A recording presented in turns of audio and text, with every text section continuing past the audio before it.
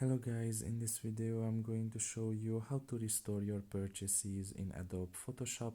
The first thing you need to do is enter the app.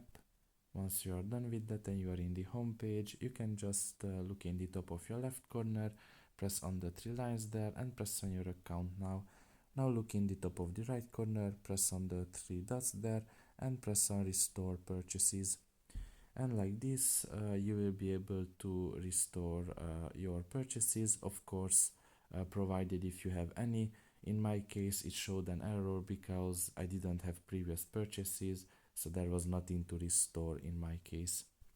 So that's pretty much it really. I hope this video was helpful to you. Thank you for listening and see you next time. Bye bye.